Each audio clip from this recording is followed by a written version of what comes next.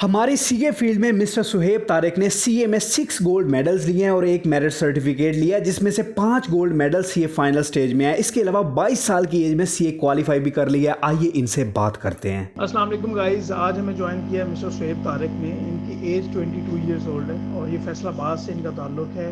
6 gold medal इन्होंने CA में लिए और एक सर्टिफिकेट ऑफ मेरिट भी लिया।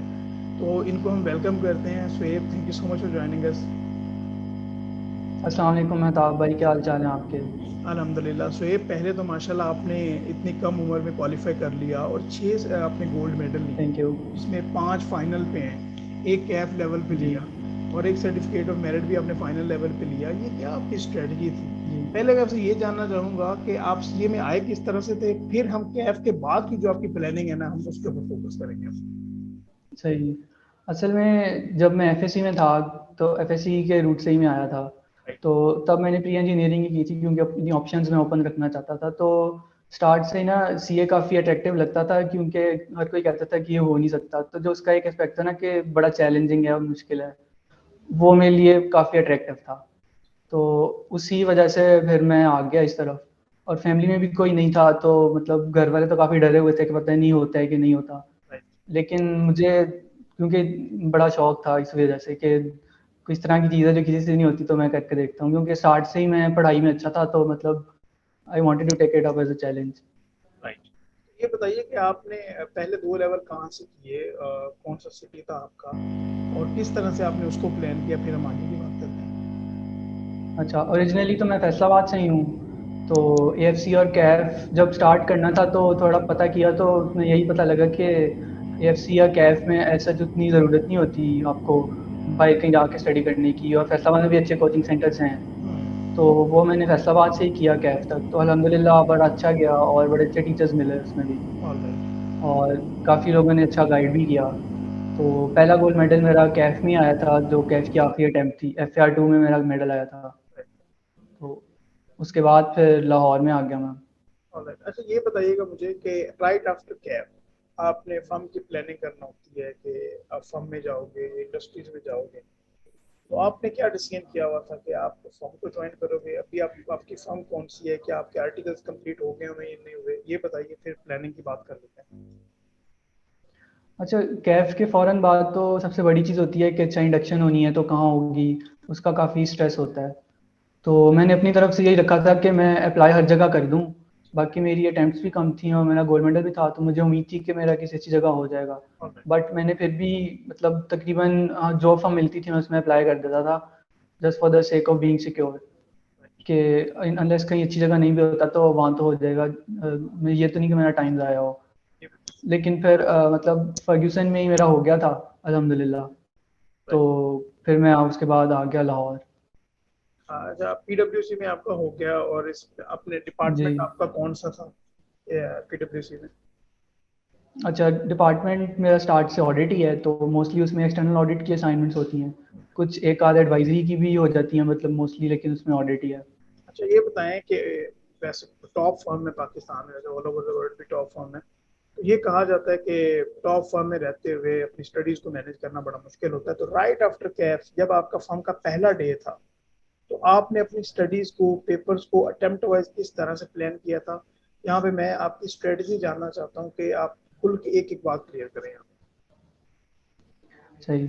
जी मेहताब भाई, ये वैसे आपने बिल्कुल सही कहा कि टॉप फर्म है तो उसमें काम भी यूजुअली ज़्यादा होता है। और जो क्वालिटी ऑफ वर्क हमसे एक्सपेक्ट की जा रही होती है, मतलब क्लाइंट की तरफ से भी, वो काफ़ी ज़्यादा होती है। और फिर हम भी काफ़ी डिटेल में जाके छोटी छोटी चीज़ें भी कर रहे होते हैं। पे। राइट। तो उसी तरह कॉरस्पॉन्डिंगली होता है काम का अक्सर, जब स्पेशली ऑडिट सीजन चल रहा होता है।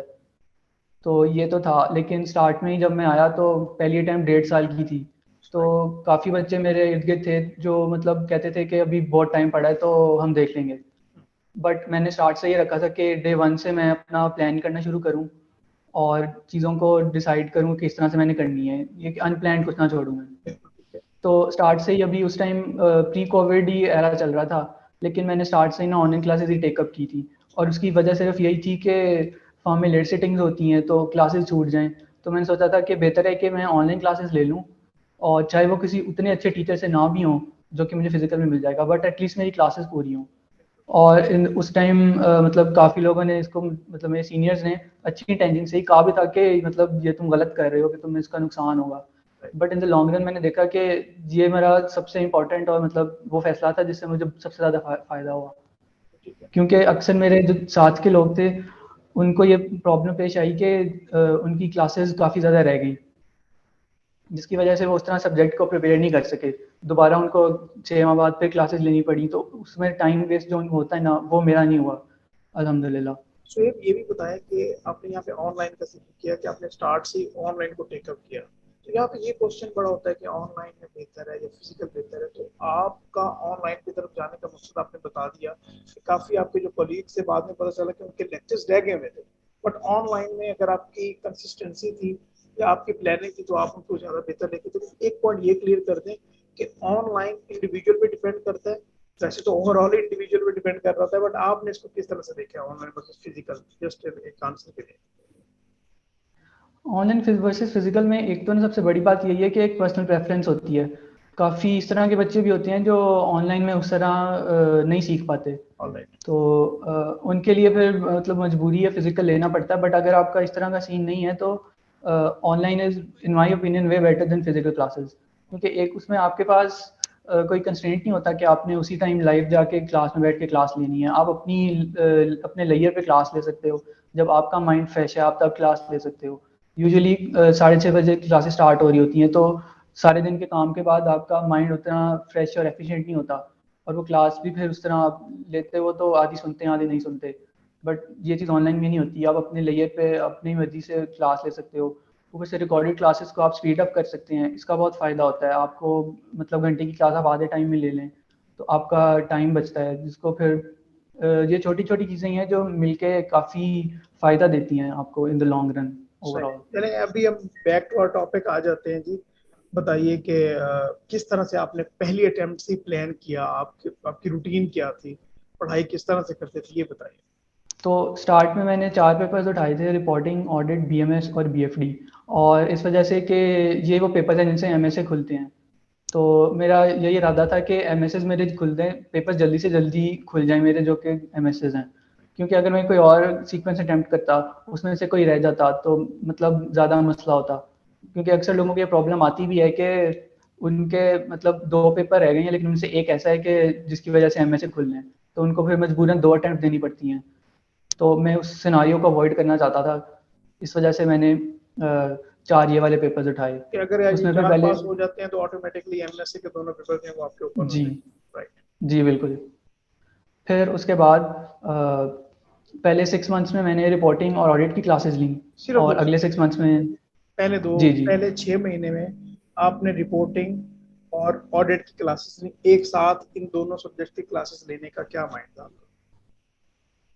उसमें इसमें भी ये था कि ऑनलाइन क्लासेस ने काफ़ी हेल्प किया, क्योंकि अक्सर दिन होते थे जब मैं कुछ भी नहीं पढ़ पाता था क्योंकि लेट सेटिंग्स वगैरह की वजह से। बट ओवरऑल उसको मैं इसी तरह मैनेज करके लेके चल रहा था कि मैं कहता था कि एक वीक या मतलब 1-2 हफ्ते का मैं रखता था सीक्वेंस के, इसमें जितनी क्लासेस है ना वो इससे ज़्यादा लेट ना हो, बिल्कुल। मेरा बैकलॉग इससे ज़्यादा ना बने। बेसिकली इसी तरह मैं लेके चल रहा होता था कि क्लासेस का ना बैकलॉग ना बन रहा हो। तो कोशिश ये होती थी कि वीकेंड्स पे कवर कर लूँ मैं ज़्यादा से ज़्यादा क्लासेस। और फिर ये था कि खाली क्लास लेने का ना उस तरह फ़ायदा नहीं होता। अगर मैं क्लास लेता था तो उसके बाद उसके मैं मतलब अपनी तरह तौर पे रिवाइज़ करता था उस चीज़ को, और मतलब किताब को खुद खोल के देखता था, कोई शॉर्ट नोट्स बनानी है तो वो बनाता था, कोई होमवर्क मिला था सवाल करने को तो वो मैं करता था। क्योंकि मेरे ख्याल में अगर आप सिर्फ क्लास ले रहे हैं ना और फिर उस पर आप अपनी एफर्ट नहीं पुट कर रहे क्लास के बाद, तो आपका वो नॉलेज उस तरह से रिटेन नहीं होता। बिल्कुल ऐसे रिवीजन जरूरी और है फिर भाई। जी, जी।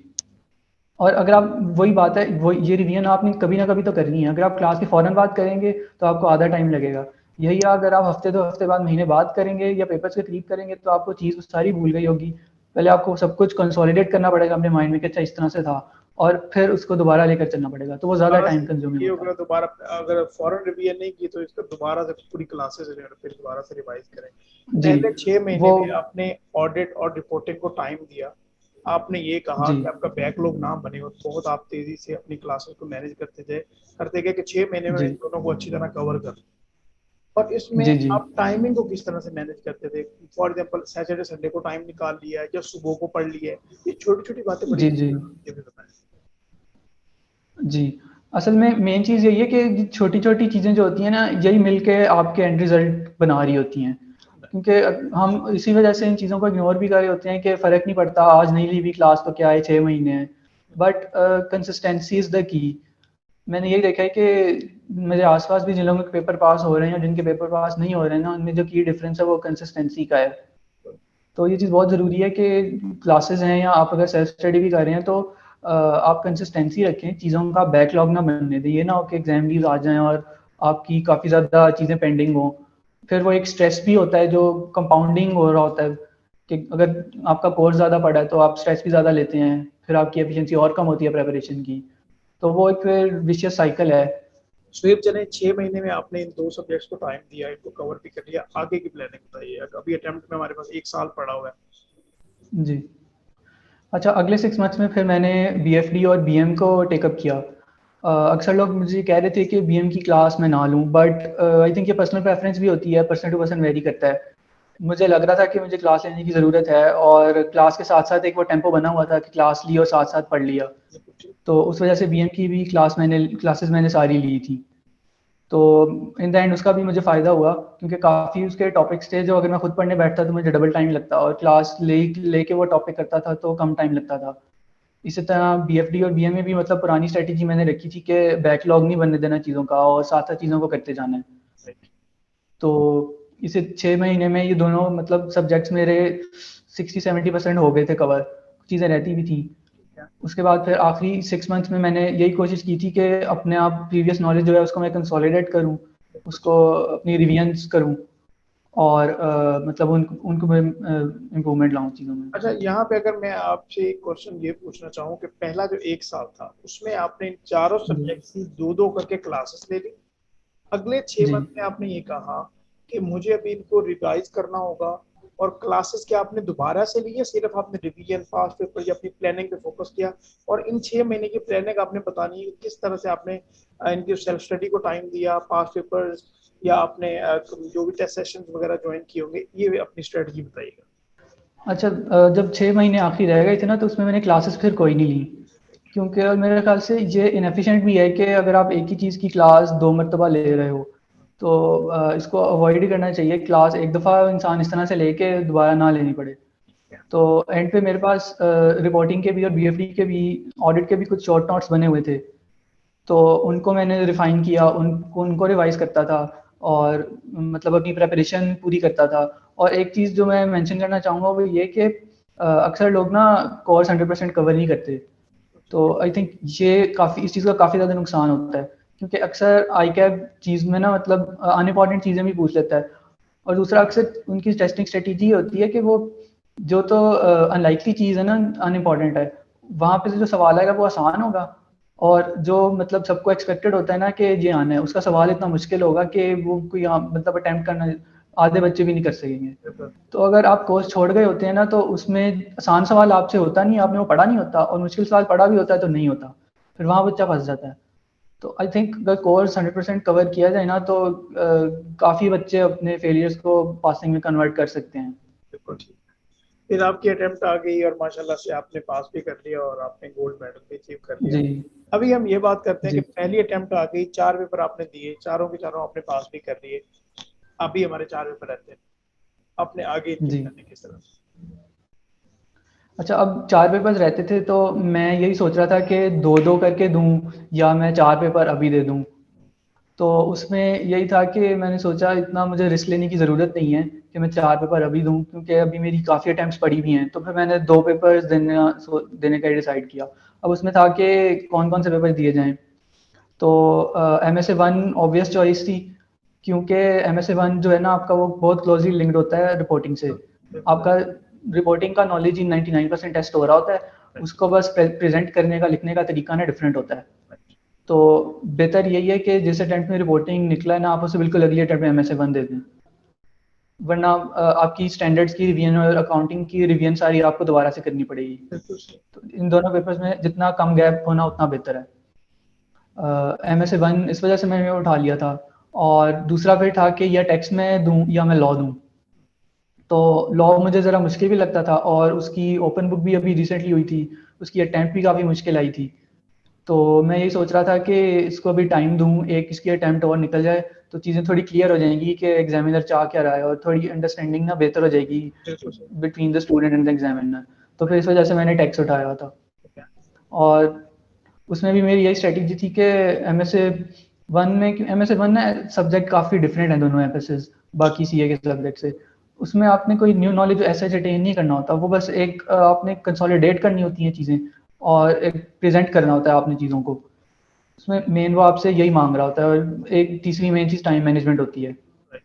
तो एम एस की मैंने ऐसा क्लासेस नहीं ली थी, एक आध क्लास ही ली थी, वो मैंने बस पास पेपर्स के थ्रू कवर किए थे।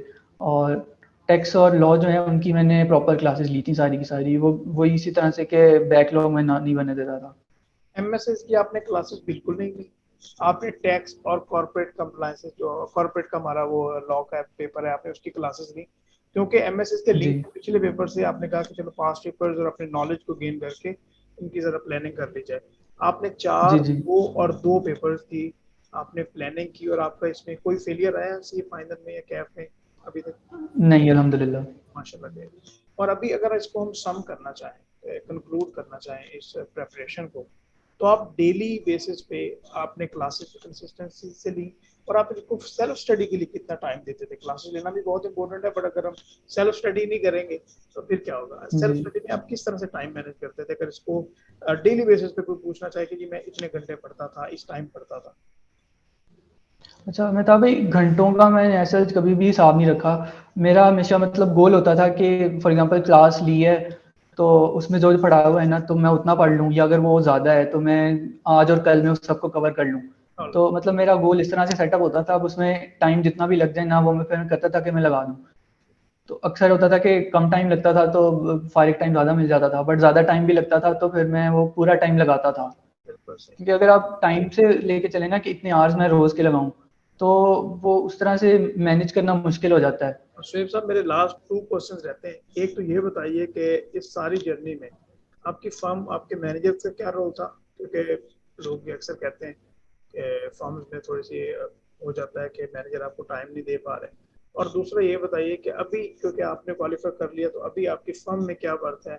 क्या आप उसी लेवल पे काम करेंगे या आपको कोई लेवल भी बढ़ेगा? इसमें स्टाइपेंड को भी अगर हम टच कर लें, या जो भी आपको वहाँ पे वो पैकेज दिया जा रहा है, प्लीज मेरे दो क्वेश्चन काइंडली एड्रेस कीजिएगा। अच्छा, फर्म ने तो चूंकि मतलब आपको एज ट्रेनी रखा होता है, अगर आप उनसे ये एक्सपेक्ट करें कि वो आपको पढ़ाई का भी इक्वल टाइम दें और अपना काम भी उस कॉम्प्रोमाइज़ करें उस हिसाब से, तो वो तो नहीं होता। नहीं। बट मैंने ये देखा है कि अगर इंसान अपना काम टाइम पे कर रहा है और अच्छा एक रिलेशन उसका है मैनेजर्स के साथ, तो ऐसा मसला नहीं होता। वो कुछ जगहों पे जो आपके लिए ज़रूरी हैं आपको भी कॉम्प्रोमाइज़ देते हैं, खुद कॉम्प्रोमाइज़ करते हैं, आपको भी स्पेस देते हैं कि आप अपनी पढ़ाई को लेके चलें। तो बस यही है मेरे ख्याल से कि और दूसरा ये मेरे ख्याल में कि जो आप फॉर्म में काम करते हैं ना, वो जो आपकी लर्निंग होती है और जो प्रैक्टिकल लाइफ का आपका एक्सपोजर होता है वो आपको एग्जाम्स में कहीं ना कहीं हेल्प करता है। और ये काफ़ी दफ़ा काफ़ी ज़रूरी चीज़ होती है। काफ़ी मतलब आई में क्वेश्चन इस तरह के होते हैं कि प्रैक्टिकल एक्सपोजर अगर होना तो वो सवाल आपके लिए बहुत आसान होता है, अगर ना हो तो वो सवाल आपको बहुत मुश्किल लग रहा होता है। तो आई थिंक फॉर्म को भी साथ साथ लेके चलना चाहिए। और अगर आप अपना काम इंसान अच्छे तरीके से करे तो मैंने तो ये एक्सपीरियंस किया है कि फिर उस तरह मसला नहीं होता। लास्ट क्वेश्चन मेरा ये है आपसे कि ये बताएं कि फर्म में अभी आपने एक साल पहले क्वालिफाई कर लिया, अभी आपके एक साल के आर्टिकल दिखते हैं, तो अभी आपकी फर्म में वर्क क्या जी है आपके पैकेज के हिसाब से या आपके डेजिग्नेशन के हिसाब से? जी, क्वालिफाई अल्हम्दुलिल्लाह मैंने कर लिया। अभी मेरे तकरीबन 10 महीने के पड़े हैं आर्टिकल्स। तो उसमें यही है कि स्टाइपेंड आपका बढ़ जाता है यूजुअली। पहले जो होते हैं आप सबसिस्टेंस लेवल पे ही एक अमाउंट कमा रहे होते हैं, तो जो फाइनल जंप जो होती है काफ़ी सिग्निफिकेंट होती है। और रिस्पॉन्सिबिलिटीज़ भी चूँकि फर्म को एक महंगा रिसोर्स पड़ रहा होता है तो फिर वो रिस्पॉन्सिबिलिटीज़ भी ज़्यादा आ रही होती हैं साथ साथ। और मेरे ख्याल में दोनों तरफ से ये अच्छी चीज़ ये मेरे लिए इस तरह से अच्छी है कि मुझे लर्निंग के ज़्यादा अपॉर्चुनिटीज़ मिल रही हैं। तो मेरे ख्याल से एक अच्छी ट्रेड ही है ये मेरे लिए तो। ऑल राइट, चलें शेर साहब, थैंक यू सो मच कि आपने हमें इतना टाइम दिया और डिटेल में गाइड किया, अपनी प्लानिंग के बारे में बताया। इंशाल्लाह ये तो आप स्ट्रेटजी के हिसाब से आपने बड़े अच्छे तरीके से गाइड कर दिया। इंशाल्लाह नेक्स्ट हमसे आपसे ज़रूर इंटरव्यू करना चाहेंगे कि अभी आपकी क्या प्लानिंग होगी आपके फ्यूचर को लेके, वो इंशाल्लाह हम थोड़े दिनों बाद दोबारा से ज़रूर अरेंज करेंगे। एंड वंस अगेन हमारी सही, पूरी टीम की तरफ से, ऑडियंस की तरफ से आपको कंग्रेचुलेशन कि आपने बहुत जल्दी थैंक से यू, क्वालिफाई भी किया, आपने आपकी रिकग्निशन बनाई, तो अपने पेरेंट्स का नाम भी रोशन किया। थैंक यू मेहताब भाई, thank you for inviting me.